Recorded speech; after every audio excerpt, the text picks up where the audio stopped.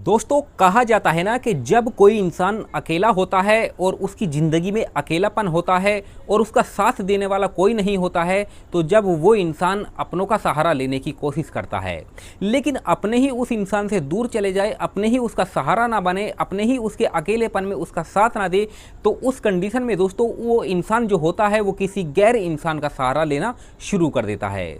जी हाँ दोस्तों, एक सावित्री नाम की महिला होती है और एक नाइजीरिया से आया हुआ लड़का होता है जिसका नाम जिकोमा होता है। जिकोमा इसकी दुकान को किराए पर ले लेता है और सावित्री अपनी दुकान को इस लड़के को किराए पर दे देती है। कुछ महीनों तक तो इन दोनों का जो रिश्ता होता है वो एक किराएदार और एक मालिक का रिश्ता होता है, लेकिन समय के साथ साथ दोस्तों इस रिश्ते में इतना बदलाव आ जाता है कि आगे चल के दोस्तों ये जो रिश्ता होता है वो एक ऐसे मोड़ पर चला जाता है दोस्तों जिसने पूरे समाज और जिसने पूरे इलाके को ही हिला कर रख दिया। आखिर दोस्तों इन दोनों के बीच में क्या होता है, पूरी जानकारी क्या है, पूरी कहानी क्या है, इस वीडियो और इस कहानी के माध्यम से मैं आप लोगों को बताने वाला हूं। इसीलिए इस कहानी में आप लोग अंत तक बने रहिएगा, क्योंकि इस कहानी से, इस वीडियो से आप लोगों को एक बहुत बड़ी सीख मिलने वाली है। और मेरी आप लोगों से ज़्यादा से ज़्यादा रिक्वेस्ट ये है कि आप मेरे यूट्यूब चैनल को सब्सक्राइब करें और फेसबुक को फॉलो करें। जी हाँ दोस्तों, और ये भी मैं आप लोगों से कहना चाहता हूँ कि जितने भी मेरे भाई बंधु ये वीडियो देख रहे हैं, आप लोग अपना नाम और अपनी सिटी का नाम इस वीडियो की कमेंट में लिखें, ताकि मुझे ये पता लग सके कि आप लोग हमारी वीडियो कहाँ कहाँ से देखते हैं। तो चलिए ज़्यादा देर ना करते हुए शुरू करते हैं और बताते हैं कि आखिर पूरी कहानी है क्या। दोस्तों आज की हमारी सच्ची कहानी की शुरुआत होती है मणिपुर से। मणिपुर में एक सावित्री नाम की महिला रहा करती थी जिसकी उम्र तकरीबन 40 से 45 साल के आसपास होती है। जी हाँ दोस्तों, ये जो सावित्री होती है इसकी उम्र 45 साल तो होती है, लेकिन एक 30 साल की महिलाओं जैसी ये दिखा करती थी, क्योंकि ये अपने आप को काफ़ी ज़्यादा मेंटेन रखा करती थी और खाने पीने पर काफ़ी अच्छे से ध्यान दिया करती थी। सावित्री का जो पति था उसका नाम राजकुमार होता है। राजकुमार एक ट्रक ड्राइवर था, लेकिन एक साल पहले एक गंभीर एक्सीडेंट में उसका देहांत हो जाता है। पति के जाने के बाद सावित्री काफ़ी अकेली हो जाती है। उसका अकेलापन जो होता है वो सूना सूना हो जाता है। सावित्री की एक लौती बेटी होती है जिसका नाम अर्चना होता है और इसकी उम्र तकरीबन 21 से 22 साल के आसपास होती है। अर्चना ने अपनी पढ़ाई लिखाई ख़त्म कर ली थी और फिलहाल वो घर के कामों में अपनी माँ का साथ दिया करती थी। अर्चना जवान हो जाती है, देखने में काफ़ी सुंदर होती है, इसीलिए उसकी शादी की चिंता सावित्री को सताने लगती है और वो अपने कई दोस्तों से और रिश्तेदारों से, जान पहचान के लोगों से कह देती है कि वो अपनी बेटी अर्चना की शादी करना चाहती है, कोई ढंग का रिश्ता हो तो बताओ। अब दोस्तों जिस लोगों से इसने कहा था, तो वे जो लोग होते हैं वे इधर उधर तलाश करना शुरू कर देते हैं। अच्छा, सावित्री की ये जो तलाश होती है ये 1 महीने के अंदर ही ख़त्म हो जाती है। इनको एक लड़का मिलता है जिसका नाम राहुल होता है। राहुल एक दिल्ली की प्राइवेट कंपनी में काम कर रहा था और काफ़ी अच्छे खासे पैसे भी वो कमाया करता था। दोस्तों सावित्री राहुल को देखने के लिए उसके घर पर चली जाती है, तो उसे देखते ही एक ही नज़र में पसंद कर लेती है और उसके बाद उधर से राहुल के परिवार वाले भी अर्चना को देखने के लिए आते हैं, तो एक ही नज़र में पसंद कर लेते हैं। अच्छा, फिर रिश्ता पक्का हो जाता है, दोनों परिवार बैठ के बात करते हैं, रिश्ता पक्का हो जाता है और फिर जो शादी की जो भी तारीख होती है वो निर्धारित कर दी जाती है। फिर दोनों परिवार अपने अपने घर पर चले जाते हैं और फिर शादी की तैयारियों में लग जाते हैं। इस तरीके से इधर जो सावित्री होती है वो भी शादी की तैयारियां करना शुरू कर देती है। इसके पास उतने पैसे नहीं होते हैं, लेकिन फिर भी वो इधर उधर से कर्जा लेके अपनी बेटी की शादी काफ़ी अच्छे से धूमधाम से करना चाहती थी, काफ़ी अच्छे से दहेज देना चाहती थी। इसीलिए उसने सोचा था कि किसी भी प्रकार की कोई कसर वो नहीं छोड़ेगी। आखिरकार दोस्तों इस तरीके से शादी की जो दिन तारीख होती है वो पास आ जाती है। राहुल दूल्हा बनता है और बारात लेके अर्चना की चौखट पर पहुंच जाता है। जो कुछ भी रस्में होती हैं सब निभाई जाती है, फेरे होते हैं, विदाई की होती है, जयमाला वगैरह जो भी होता है वो सब किया जाता है और फिर लास्ट में जो राहुल होता है वो अर्चना को अपनी दुल्हन बना के अपनी लग्जरी गाड़ी में बिठा के अपने घर पर लेकर आ जाता है। उसके बाद दोस्तों ये जो अर्चना होती है वो भी अपने पति का काफ़ी अच्छे से साथ देती है, उसके साथ काफ़ी अच्छे से रहती है और कुछ ही दिनों के अंदर अंदर उसको और उसके परिवार को और उसके घर को काफ़ी अच्छे से संभाल लेती है। यानी कि किसी प्रकार की कोई दिक्कत परेशानी नहीं होती है। राहुल और अर्चना अपनी ज़िंदगी में बहुत ही ज़्यादा खुश होते हैं, सब कुछ ठीक ठाक चल रहा था। इधर सावित्री जो होती है अर्चना की माँ, वो घर पे अकेली हो जाती है। अब जब अकेली हो जाती है उससे ना ही बात करने वाला कोई था, ना ही उसका साथ देने वाला कोई था, ना ही उसके घर पे रहने वाला कोई था। अब जब सावित्री अकेली हो जाती है तो उसे अकेलापन और रात का अंधेरा उसे काट खाने को दौड़ना शुरू हो जाता है। इस हिसाब से दोस्तों उसके पास जो कुछ भी पैसे थे वो सब खत्म हो जाते हैं, ऊपर से शादी का जो कर्जा था वो भी हो जाता है।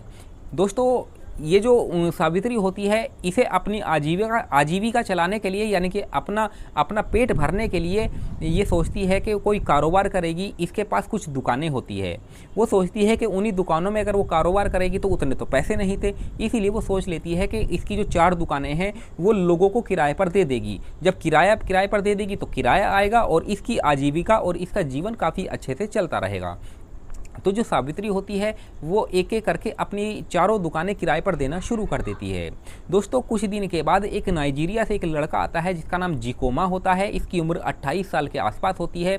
दुकान की तलाश करते करते अपने बिजनेस को सेटअप करने के लिए वो भी सावित्री के घर पर आ जाता है और उससे एक दुकान किराए पर ले लेता है। जब जिकोमा दुकान किराए पर ले लेता है तो वो उस दुकान में अपना बिजनेस को सेटअप करना शुरू कर देता है।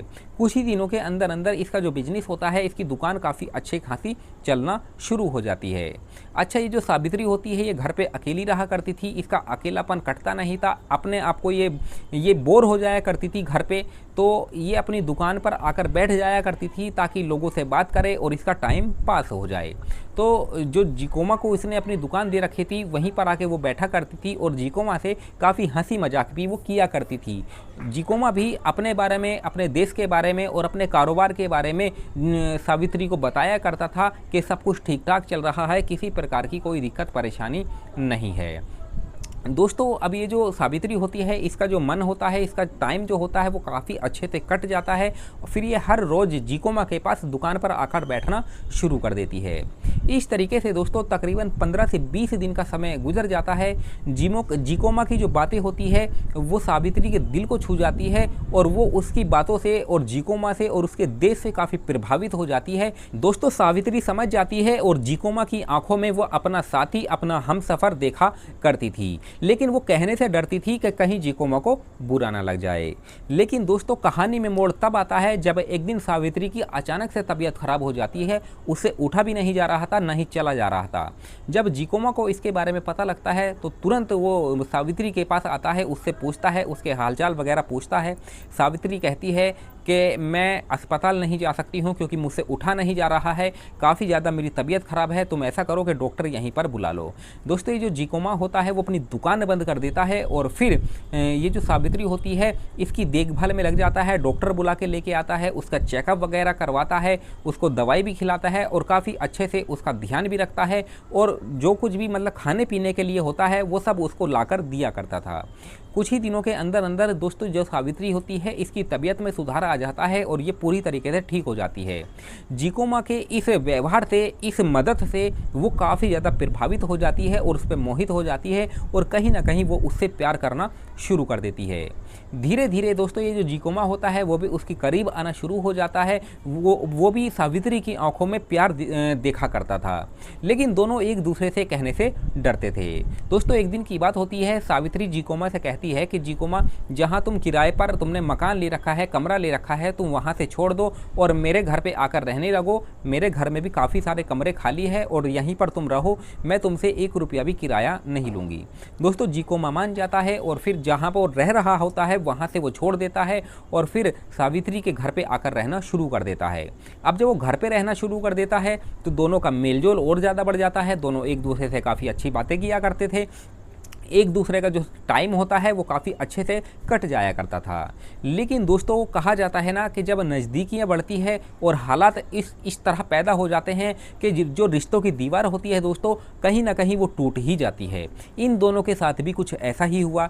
इन दोनों के बीच में जो रिश्ते थे, जो कि रिश्तों की दीवारें थी, वो टूट जाती है और कुछ ऐसे रिश्ते बनते हैं दोस्तों जिनके बारे में हम कभी सोच भी नहीं सकते।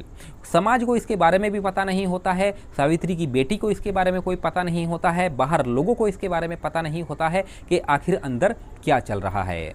ये जो सावित्री होती है इसका जो अकेलापन होता है कहीं ना कहीं वो दूर हो जाता है। ये जो अपने पति को याद किया करती थी वो सब खत्म हो जाता है। ये अपने अकेलेपन से जो घुट घुट कर जी रही थी, कहीं ना कहीं इसके अकेलेपन में वो खुशियाँ आ जाती हैं, वो बाहर आ जाती है जिसकी वो हकदार होती है और जिसके बारे में वो दिन रात सोचा करती थी। अब दोस्तों इसके चेहरे पर मुस्कान आ जाती है, इसका चेहरा खिला खिला होने लगता है। कहीं ना कहीं इसके अंदर वो बदलाव आना शुरू हो जाते हैं जो कि एक महिला के अंदर होने चाहिए। अब दोस्तों झिकोमा और जो सावित्री होती है वो एक घर में एक ही मकान के छत के नीचे रहा करते थे और जब कभी भी इनका मन किया करता था वो सब किया करते थे दोस्तों जो आप समझ रहे हैं। अब सावित्री और झिकोमा एक ही मकान की छत के नीचे रहा करते थे, किसी प्रकार की कोई दिक्कत नहीं थी।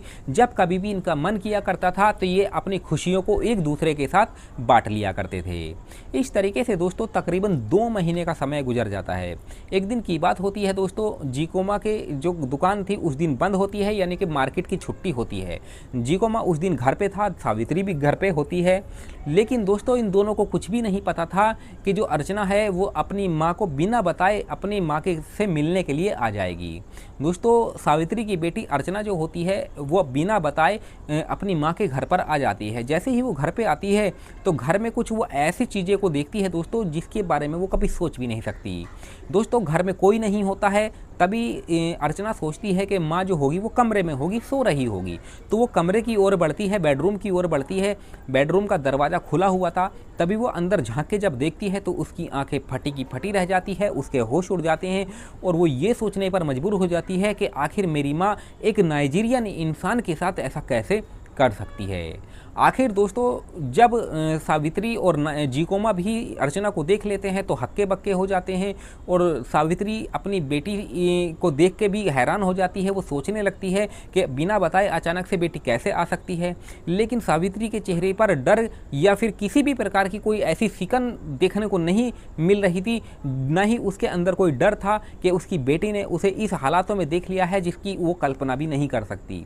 दोस्तों अर्चना अपनी माँ को तरह तरह की गालियाँ देना शुरू कर देती है, तरह तरह की बातें करना शुरू कर देती है और वो कहती है कि तुमने जो ये काम किया है ये बहुत गलत है, समाज इसको कभी भी कबूल नहीं करेगा, समाज इसको कभी भी बर्दाश्त नहीं करेगा और तुम ठीक नहीं हो, तुम जो भी कर रही हो वो गलत कर रही हो। लेकिन दोस्तों जो सावित्री ने अपनी बेटी से कहा वो दोस्तों हैरान करने वाला था। सावित्री ने अपनी बेटी से कहा कि जब अपने ही लोग मेरा साथ ना दे, अपने ही लोग मुझे ना समझें और मैं अपने अकेलेपन से टूट जाऊं, अपने अकेलेपन को महसूस करूं, मैं उसके साथ साथ मेरा पति नहीं है इस दुनिया में, तो मैं इन हालातों में इस जवानी में आखिर तो करूंगी तो क्या करूंगी। फिर जो इसकी बेटी होती है वो अपनी माँ के मुंह से जब इस तरह की बातें सुनती है तो उसके होश उड़ जाते हैं और वो अपनी माँ से नाराज़ होकर तुरंत वहाँ से चली जाती है और कहती है कि आज के बाद इस घर में मैं कभी नहीं आऊँगी, जो तुम्हें करना है, जो तुम चाहती हो वो तुम करो, तुम्हारी मर्जी, मुझे इससे कोई मतलब नहीं है। लेकिन दोस्तों सावित्री अपनी बेटी को बिल्कुल भी नहीं रोकती है और कहती है कि ठीक है कोई दिक्कत नहीं, मुझे मेरा साथी मिल चुका है, मुझे मेरा साथ देने वाला मिल चुका है और मेरे बातों को समझने वाला मिल चुका है, अब मुझे किसी प्रकार की कोई दिक्कत नहीं है। उसके बाद दोस्तों जो सावित्री होती है वो किसी से भी नहीं डर रही थी, क्योंकि आसपास के लोगों को पूरे एरिया में इन दोनों के रिश्तों के बारे में पता लग जाता है कि आखिर इस घर में आखिर क्या चल रहा है। दोस्तों सावित्री फिर अपने आप से एक फ़ैसला करती है और झिकोमा को साथ लेती है, उसे मना लेती है और फिर कोर्ट पहुंच जाती है और कोर्ट में वो झिकोमा के साथ शादी कर लेती है। झिकोमा भी बड़ी खुशी खुशी उससे शादी कर लेता है और फिर दोनों एक ही मकान में बिना डरे एक ही छत के नीचे रहना शुरू कर देते हैं।